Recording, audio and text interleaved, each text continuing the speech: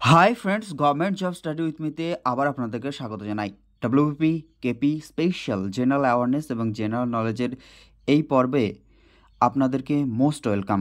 PSC এবং SSC rail অন্যান্য সমস্ত পরীক্ষার ক্ষেত্রে এই কোয়েশ্চেনগুলি বা এই ধরনের প্রশ্ন উত্তরগুলি খুবই কার্যকরী। এখান থেকে কমন আসবেই, যেখানে এক্সট্রা ইনফরমেশন নিয়ে আমি অবশ্যই ডিসকাস করে দেবো। তো দেরি না করে আজকের সেশনটি শুরু করব। তার আগে বলবো, চ্যানেলটিতে নতুন হয়ে থাকলে অবশ্যই সাবস্ক্রাইব করবেন, আর ভালো লাগলে একটি লাইক দিতে বা বেল আইকনটি নক করতে একদম ভুলবেন না। তো দেরি না করে আজকের সেশনটি শুরু করছি। তো ফ্রেন্ডস, আজকের সেশনের যে কোশ্চেনগুলি সেগুলি খুবই ইম্পর্ট্যান্ট, যেগুলি বিভিন্ন পরীক্ষায় পূর্বে এসেছে অলরেডি, আবারও আসবে আগামী পরীক্ষাগুলিতে। তো ওয়ান লাইনার হিসাবে এই ক্লাসটি বিশেষ করে আপকামিং যে পুলিশের পরীক্ষাগুলি হতে চলেছে, কলকাতা পুলিশ, জেল পুলিশ বা জেল ওয়ার্ডার্স এবং পশ্চিমবঙ্গ পুলিশের, সেক্ষেত্রে তো এই প্রশ্নগুলি খুবই গুরুত্বপূর্ণ, একই সাথে রেল বা এসএসসি জিডির ক্ষেত্রেও গুরুত্বপূর্ণ। তো দেরি না করে আজকে সেশনটি শুরু করছি। ফার্স্ট কোয়েশ্চেনটা হচ্ছে সেটা হচ্ছে অলিম্পিকের যে প্রতীকে 5টি রং থাকে বা রিংয়ে, সেক্ষেত্রে এশিয়া প্রতিনিধিত্ব করে হলুদ কালার। এই 5টি মহাদেশকে 5টি কালার দ্বারা চিহ্নিত করে, যেমন এশিয়া হচ্ছে হলুদ কালারকে নির্দেশ করে, আমেরিকা মহাদেশকে লাল, তারপরে আমাদের আফ্রিকাকে কালো রং দিয়ে রিপ্রেজেন্ট করা হয়ে থাকে, ওশেনিয়া বা অস্ট্রেলিয়াকে সাদা এবং ইউরোপকে ব্লু বা নীল কালার দিয়ে রিপ্রেজেন্ট করা হয়ে থাকে। এগুলি আমাদের মনে রাখতে হবে। ইউরোপ মহাদেশ হচ্ছে নীল কালার, হলুদ হচ্ছে আমাদের এশিয়া, কালো কালার হচ্ছে সেটা হচ্ছে আফ্রিকা, এবং লাল হচ্ছে আমেরিকা মহাদেশ, ও সবুজ সেটা হচ্ছে ওশেনিয়া বা অস্ট্রেলিয়া মহাদেশকে, সবথেকে ক্ষুদ্রতম মহাদেশ, তাকে কিন্তু সবুজ গ্রিন কালার দিয়ে রিপ্রেজেন্ট করা হয়। আমাদেরটা মনে রাখতে হবে, এশিয়া হচ্ছে হলুদ। কোন দেশ রাষ্ট্রসংঘের নিরাপত্তা পরিষদের 2021 সালের আগস্ট মাসে সভাপতিত্ব রূপে নির্বাচিত হয়েছিল? সেক্ষেত্রে হয়ে যাবে আমাদের সেটা হচ্ছে ভারতবর্ষ। রাষ্ট্রসংঘ বা নিরাপত্তা পরিষদের বর্তমান সদস্য সংখ্যা হচ্ছে মোট সেক্ষেত্রে 193টি, এবং দুটো প্রস্তাবিত দেশ রয়েছে, একটা হচ্ছে ভ্যাটিকান সিটি এবং একটা হচ্ছে প্যালেস্তাইন। এছাড়া মনে রাখতে হবে মোট 193টি সদস্য, এর মধ্যে 5জন হচ্ছে রাশিয়া, চায়না, ফ্রান্স এবং আমাদের ইউনাইটেড কিংডম এবং ইউনাইটেড স্টেট অফ আমেরিকা। এই 5জন হচ্ছে স্থায়ী সভাপতি এবং 10 জন অস্থায়ী সভাপতি রয়েছে, তার মধ্যে ভারত রয়েছে। কিন্তু 2021 সালে এই যে নিরাপত্তা পরিষদের যে সভাপতি হিসাবে কার্যকরণ করেছিল ভারতবর্ষ। নেক্সট হচ্ছে ক্লোরোফিলের নিম্নোক্ত কোন ধাতুটি বর্তমান থাকে? এক্ষেত্রে হয়ে যাবে আমাদের ম্যাগনেসিয়াম। ক্লোরোফিলের ম্যাগনেসিয়াম যে ধাতব উপাদানটি থাকে Mg, এটা আমাদের মনে রাখতে হবে। মেসোফিল কলার, ক্লোরোফিলের মেসোফিল কলায় যে সূর্যালোকের উপস্থিতিতে সালোক সংশ্লেষে সংঘটিত হয় একটি আলোক দশা, যেটা হচ্ছে আমাদের গ্রানা, এবং স্ট্রমা হচ্ছে অন্ধকার দশা, এগুলো মনে রাখতে হবে। লেন্সের ক্ষমতার একক কি? ডায়োপ্টার বা ডায়োপ্টার, যেটা লেন্সের যে ক্ষমতা তার একক হচ্ছে ডায়োপ্টার। কি পয়েন্টস হিসেবে মনে রাখতে হবে, এসআই একক হচ্ছে এবং সিজিএস পদ্ধতিতে আমাদের তাপের এসআই একক সেটা জুল, এবং সিজিএস পদ্ধতিতে হচ্ছে ক্যালোরি। দীপন প্রাবল্যের একক হচ্ছে ক্যান্ডেলা। পদার্থের পরিমাপের একক হচ্ছে মোল। চাপের একক হচ্ছে পাস্কেল। এছাড়াও যেটা হচ্ছে টর রয়েছে চাপের একক, বা রয়েছে, এগুলি মনে রাখতে হবে। পরের কোয়েশ্চেনটা হচ্ছে কোন সভ্যতার অধিবাসী প্রথম নিকাশি ব্যবস্থা প্রচলন করেন? সেক্ষেত্রে হয়ে যাবে সিন্ধু সভ্যতা। এবং এই সিন্ধু সভ্যতার মধ্যে যে মহেঞ্জোদারো সভ্যতা, সেটা ছিল আমাদের বৃহত্তম যে শহর কেন্দ্রিক, এবং হরপ্পা হচ্ছে একটি গ্রাম কেন্দ্রিক। কি পয়েন্টস দেখে নেব। সিন্ধু সভ্যতা আবিষ্কার করেন 1922 খ্রিস্টাব্দে রাখাল দাস বন্দ্যোপাধ্যায়, এবং হরপ্পা সভ্যতা আবিষ্কার করেন দয়ারাম সাহানি 1921 সালে। পরবর্তী কোয়েশ্চেনটা দেখে নেব, গুপ্ত সাম্রাজ্যের সরকারি ভাষা কি ছিল? সংস্কৃত। গুপ্ত বংশের প্রতিষ্ঠাতা হচ্ছে শ্রীগুপ্ত।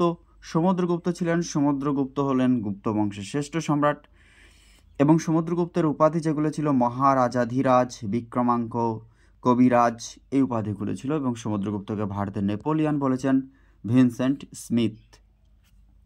ভারতীয় জাতীয় কংগ্রেসের একমাত্র কোন অধিবেশনে মহাত্মা গান্ধী সভাপতিত্ব করছিলেন? সেটা হচ্ছে বেলগাঁও অধিবেশন, যেটা হয়েছিল 1924 সালে।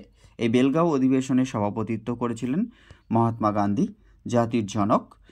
জাতীয় কংগ্রেসের প্রথম অধিবেশনটি হয়েছিল 1885 সালে, যেটা সভাপতিত্ব করেছিলেন মুম্বাইতে। এই সভাটি হয়েছিল উমেশচন্দ্র ব্যানার্জি। মুম্বাইয়ের গোকুলদাস তেজপাল কলেজে এটি সংগঠিত হয়েছিল, যেটা পুনেতে হওয়ার কথা ছিল, কিন্তু পুনেতে প্লেগ রোগ ছড়িয়ে পড়ার কারণে এটা মুম্বাইয়ের গোকুলদাস তেজপাল সংস্কৃত কলেজে উমেশচন্দ্র ব্যানার্জির সভাপতিত্বে প্রথম জাতীয় কংগ্রেসের যে সদস্যদের নিয়ে একটি সভা হয়েছিল। নেক্সট কোয়েশ্চেনটা দেখে নেব। দ্বিতীয়বার কংগ্রেসের অধিবেশনে সভাপতিত্ব করেছিলেন 1886 সালে কলকাতা অধিবেশনে দাদাভাই Naoroji, grand old man of India নামে পরিচিত তিনি। নেক্সট কোয়েশ্চেন, তৃতীয়বার সভাপতিত্ব করেছিলেন এবং প্রথম মুসলিম সভাপতি তিনি হলেন বদরউদ্দিন তৈবজি, যেটা হচ্ছে মাদ্রাজ 1887 সালে। পরবর্তী দেখে নেব কি রয়েছে। 1896 সালে কলকাতা অধিবেশন বিশেষভাবে গুরুত্বপূর্ণ এই জন্য কারণ এখানে বন্দে মাতরম গানটি প্রথম গাওয়া হয়েছিল। আর এই বন্দে মাতরম গানটি নেওয়া হয়েছে আনন্দমঠ উপন্যাসটি বঙ্কিমচন্দ্র চট্টোপাধ্যায়ের, যেটা 1882 সালে কৃষ্ণকুমার মিত্রের সঞ্জীবনী পত্রিকার মধ্য দিয়ে প্রথম প্রকাশিত হয়েছিল আনন্দমঠ। এবং পরবর্তীকালে এই আনন্দমঠ উপন্যাস থেকে বন্দে মাতরম গানটি নেওয়া হয়েছে, যেটা হচ্ছে ভারতবর্ষের জাতীয় স্রোত বা ন্যাশনাল সং, সেটা হচ্ছে বন্দে মাতরম। এবং ন্যাশনাল অ্যানথেম বা জাতীয় সঙ্গীত সেটা হচ্ছে জনগণমন, যেটা হচ্ছে রবীন্দ্রনাথ ঠাকুরের লেখা। এবং বন্দে মাতরম এটা হচ্ছে আমাদের বঙ্কিমচন্দ্র চট্টোপাধ্যায়ের লেখা। এবং 1896 সালে এই কলকাতা অধিবেশনে এর সভাপতিত্ব করেছিলেন তিনি হলেন রবীন্দ্রনাথ। সভাপতিত্ব করেছিলেন হচ্ছে দাদাভাই নৌরোজি, এবং এই গানটি গেয়েছিলেন কিন্তু রবীন্দ্রনাথ ঠাকুর। পরবর্তীকালে কি পয়েন্টস রয়েছে দেখে নেব। 1906 সালে কলকাতা কংগ্রেসে সভাপতিত্ব করেছিলেন দাদাভাই নৌরোজি। প্রথমবার স্বরাজ শব্দটি ব্যবহার করেছিলেন দাদাভাই নৌরোজি। Very very important. প্রথমবার স্বরাজ শব্দটি কবে উত্থাপন করা হয়েছিল বা কবে এই স্বরাজ কথাটির উদ্ভব হয়েছিল, সেটা হচ্ছে 1906 সালের কলকাতা অধিবেশনে কংগ্রেসের সভাপতিত্ব করেছিলেন দাদাভাই নৌরোজি। 1911 সালে কলকাতা অধিবেশনে প্রথম জনগণনা মন এই গানটি কিন্তু গেয়েছিলেন।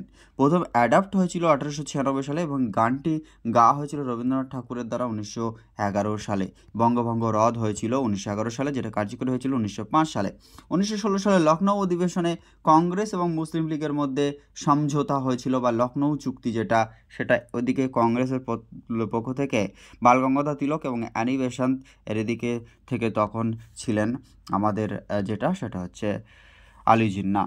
1917 সালে কলকাতা অ্যানি বেসান্তের সভাপতিত্ব করেছিলেন। প্রথম ভারতবর্ষের কংগ্রেসের জাতীয় কংগ্রেসের প্রথম মহিলা সভাপতি 1917 সালের কলকাতা অধিবেশনে করেছিলেন অ্যানি বেসান্ত। এবং প্রথম মহিলা সভাপতি যদি বলা হয় সেক্ষেত্রে হয়ে যাবে কিন্তু সরোজিনী নাইডু, যেটা হচ্ছে 1925 সালে সভাপতিত্ব করেছিলেন, যেটা হচ্ছে কানপুর সেশনে। আচ্ছা, তার আগে একটা অধিবেশন সেটা খুব ইম্পর্টেন্ট এই কারণেই কেন কি না গান্ধী যেখানে সভাপতিত্ব করেছিলেন প্রথম এবং শেষবার, একবার মাত্র কংগ্রেসের সভায় সভাপতিত্ব করেছিলেন গান্ধীজি, যেটা হচ্ছে 1924 সালের বেলগাঁও অধিবেশনে। পরবর্তী কোয়েশ্চেনটা দেখে নেব। 1929 সালে লাহোর অধিবেশনে সভাপতিত্ব করেন জওহরলাল নেহেরু। পূর্ণ স্বরাজের দাবি, প্রথম স্বরাজের কথা কিন্তু বলছিলেন আমাদের সেটা হচ্ছে grand old man of India. আর এই ক্ষেত্রে পূর্ণ স্বরাজের কথা বলেছিলেন যিনি প্রথম, তিনি হলেন জওহরলাল নেহেরু। 1929 সালে লাহোর অধিবেশনে তিনি এটি বলেছিলেন এবং তিনি প্রথম 1930 সালের 26শে জানুয়ারি এই দিনটি স্বাধীনতা দিবস হিসেবে পালন করা হতো। 1947-এর আগে পর্যন্ত ভারত এই দিনটি স্বাধীনতা দিবস হিসেবে পালন করে এসেছে। 1931 সালে করাচি অধিবেশনে সভাপতিত্ব করেছিলেন সর্দার বল্লভভাই প্যাটেল প্রথম সভাপতিত্ব করেছিলেন কংগ্রেসের করাচি অধিবেশন 1931 সালে এবং প্রথমবার তিনি মৌলিক অধিকারের প্রস্তাব গ্রহণ করা হয়েছিল। এই করাচি সেশনে প্রথমবার মৌলিক অধিকারের প্রস্তাব কিন্তু আমাদের কি করা হয়েছিল, উত্থাপন করা হয়েছিল বা প্রস্তাবটা প্রেরণ করা হয়েছিল, রেজুলেশনটি গ্রহণ করা হয়েছিল। 1938 সালে হরিপুরা অধিবেশনে এবং 1939 সালে ত্রিপুরা অধিবেশনে জাতীয় কংগ্রেসের সভাপতিত্ব করেছিলেন সুভাষচন্দ্র বসু। 1940 সালে রামগড় অধিবেশনে সভাপতিত্ব করেছিলেন মৌলানা আবুল কালাম আজাদ। ইনি হলেন সবথেকে কম বয়সী এবং বেশি দিন ধরে সভাপতিত্ব পদে ছিলেন কংগ্রেসের, তিনি হলেন মৌলানা আবুল কালাম আজাদ। 1940 সালে প্রথম তিনি রামগড় অধিবেশনে সভাপতিত্ব করেছিলেন। ভারতবর্ষের স্বাধীনতা প্রাপ্তির সময় কংগ্রেসের সভাপতি ছিলেন জে.বি. কৃপাল, ইনি 1947 থেকে 48 সাল। মহাত্মা গান্ধী দ্বিতীয় গোলটেবিল বৈঠকে উপস্থিত ছিলেন। ভারতবর্ষের যে বিভিন্ন যে গোলটেবিল বৈঠকগুলি হয়েছিল ইংল্যান্ডে, ভারতের হয়ে প্রতিনিধিত্ব করেছিলেন 3টে অধিবেশনেই। সেক্ষেত্রে হচ্ছে তেজ বাহাদুর সাপ্রু এবং বি.আর. আম্বেদকর। কিন্তু দ্বিতীয় যে অধিবেশনটা হয়েছিল 1931 সালে, সেক্ষেত্রে আমাদের জাতির জনক মহাত্মা গান্ধী উপস্থিত ছিলেন বৈঠকে। পরবর্তীকালে দেখে নেব ডক্টর বি.আর. আম্বেদকর 3টে গোলটেবিল বৈঠকে উপস্থিত ছিল 1930, 31 এবং 32। তাহলে গোলটেবিল বৈঠকগুলো হয়েছিল প্রথম 1930, 1931 দ্বিতীয় গোলটেবিল বৈঠক, এখানেই গান্ধীজি উপস্থিত ছিলেন, এবং তৃতীয় ছিল 1932 সালে। এই গোলটেবিল 3টে বৈঠকে উপস্থিত ছিলেন তেজ বাহাদুর সাপ্রু এবং মহাত্মা গান্ধী। 2020 সালে সাহিত্যে নোবেল পুরস্কার কে জিতেছেন? Louise Gluck. এটা আমাদের মনে রাখতে 2023-24 সাল যেই যারা সাহিত্যে নোবেল পুরস্কার পেয়েছে তারা খুবই ইম্পর্টেন্ট, যেহেতু এটা এসেছে, এটাও আসতে পারে আবার যে স্ট্র্যাটেজিক হিসাবে লুইস গ্লাক হয়ে যাবে। 2020 সালে নোবেল পেয়েছিলেন। আর আগের বছর পেয়েছিলেন জন ফস। নেক্সট হচ্ছে উইংস অফ ফায়ার, এই আত্মজীবনীটি কার বা এই বইটি কার লেখা? এপিজে আব্দুল কালামের লেখা। তিনি হলেন ভারতবর্ষের মিসাইল ম্যান, তারই আত্মজীবন হচ্ছে wings of fire. Wings of fire প্রয়াত রাষ্ট্রপতি এবং পৃথিবীর একজন বিখ্যাত পরমাণু বিজ্ঞানী এপিজে আব্দুল কালাম, যার নিজের লেখা আত্মজীবনী, যার পুরো নাম হচ্ছে আব্দুল ফকির, তারপরে হচ্ছে জৈনুল আবেদিন আব্দুল কালাম। তার জন্ম হয়েছিল 1931 সালে তামিলনাড়ুর রামেশ্বরমে। এটা মনে রাখতে হবে। পরবর্তী যে প্রশ্ন রয়েছে, কোন শাস্ত্রীয় নৃত্যশৈলীর নাম গ্রাম থেকে সৃষ্টি হয়, যার নামকরণ করা হয়েছে? সেটা হচ্ছে কুচিপুড়ি। অন্ধ্রপ্রদেশের এই লোকনৃত্যটি অন্ধ্রপ্রদেশের একটি গ্রামের নাম থেকেই উৎপত্তি লাভ করেছে। গুজরাটের হচ্ছে গরবা লোকনৃত্য, আসামের হচ্ছে বিহু রয়েছে, কেরলায় হচ্ছে কথাকলি মোহিনীআট্টম। নিচের কোনটি একটি অপারেটিং সিস্টেম বা ওএস নয়? সেটা হচ্ছে অরাক্কেল একটি অপারেটিং সিস্টেম নয়। নিচের কোনটি স্বয়ংক্রিয় স্নায়ুতন্ত্রের দ্বারা নিয়ন্ত্রিত নয়? স্বয়ংক্রিয় স্নায়ুতন্ত্রের দ্বারা নিয়ন্ত্রিত হয় না চোখ। এলপিজি লিকুইফাইড পেট্রোলিয়াম যে গ্যাস, তার সিলিন্ডারে নিম্নলিখিত কোন গ্যাস থাকে? অর্থাৎ বেসিক্যালি রান্নার গ্যাসে বিউটেন, প্রোপেন এবং আইসোবিউটেন এইগুলি থাকে, বিউটেন এবং প্রোপেন থাকে। এলপিজিতে মূলত বিউটেন প্রোপেনের সমন্বয়ে গঠিত। অপরদিকে প্রাকৃতিক গ্যাস লঘু ভরের মিথেন ও ইথেন, সেটা হচ্ছে প্রাকৃতিক গ্যাস। মেনলি মিথেন থাকে, CH4 যেটা মিথেন থাকে, এবং ইথেনও থাকে, সেটা হচ্ছে প্রাকৃতিক গ্যাস বা যেটা হচ্ছে আমাদের ন্যাচারাল গ্যাসের মধ্যে। এলপিজি গ্যাস যেটা রান্নার গ্যাস, বিউটেন এবং প্রোপেন থাকে ওখানে।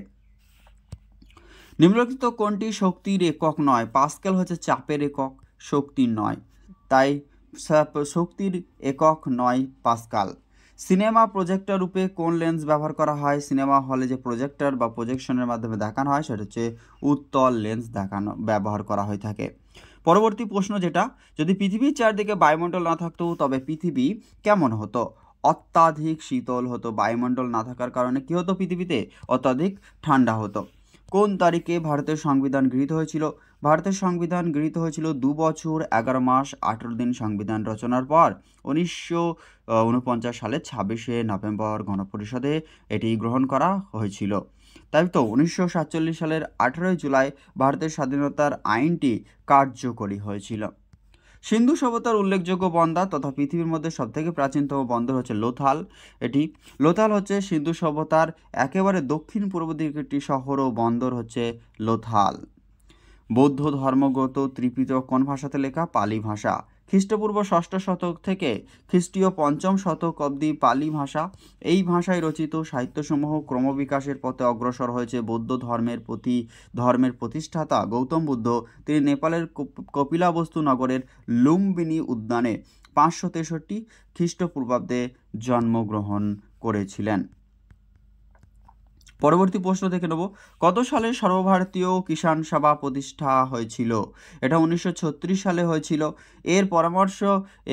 এসব পরামর্শ আমলে নিয়ে 1936 সালে 11ই এপ্রিল ভারতের জাতীয় কংগ্রেসের যে লখনৌ অধিবেশনটা হয়েছিল, সর্বভারতীয় কৃষক সভা, যেটা এই গঠনের ঘোষণা করা হয়েছিল স্বামী সহজানন্দ সরস্বতী 1936 সালে সর্বভারতীয় যে কিষাণ সভা প্রতিষ্ঠা করেন স্বামী সহজানন্দ সরস্বতী। আমফান এই ঝড়টির নামকরণ করেছে থাইল্যান্ড। এরপরে যদি বলা হয় ডানা ঝড়টির নামকরণ করেছে কাতার, এটা মনে রাখতে হবে।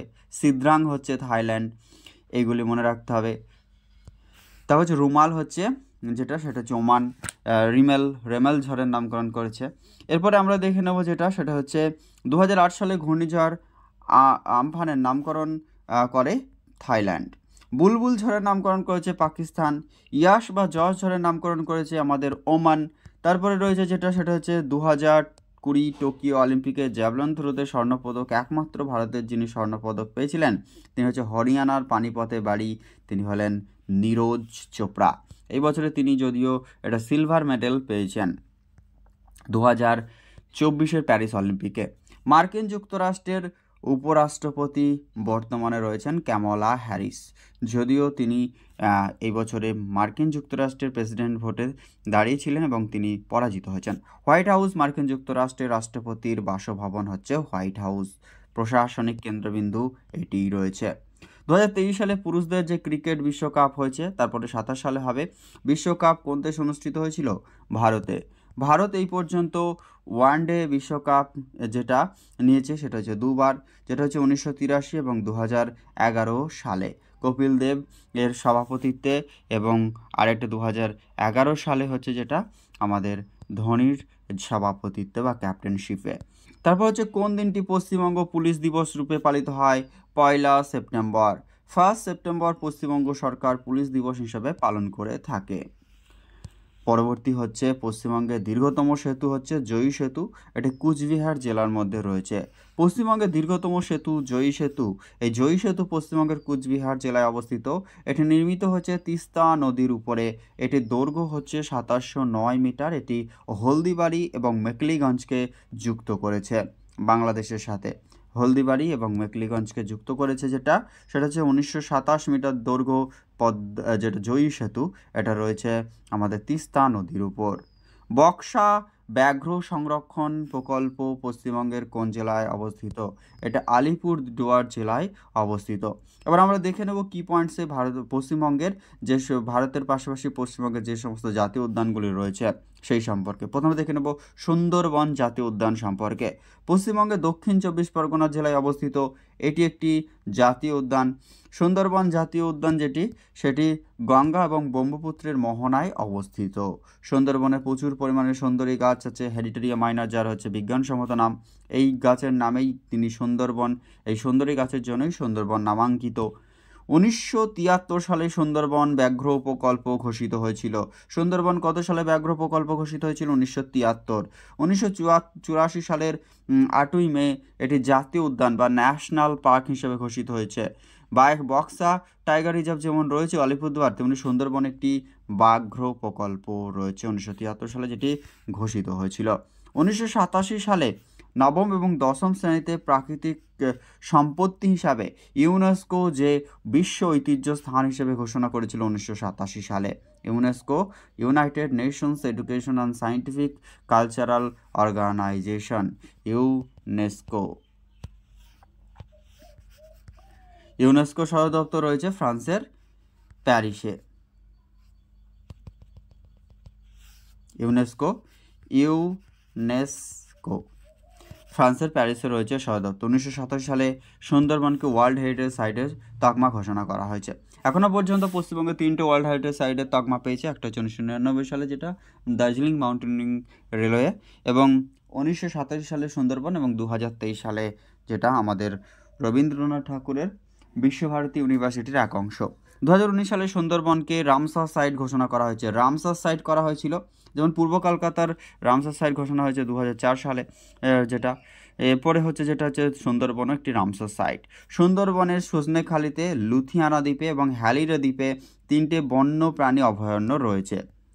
সুন্দরবনের রয়্যাল বেঙ্গল টাইগার ও বিভিন্ন ধরনের পাখি ও চিত্রা হরিণ, লোনা জলের কুমির, তারপর হচ্ছে কোটো কচ্ছপ এবং সাধু জলের কুমির ও সাপ প্রভৃতির জন্য বিখ্যাত।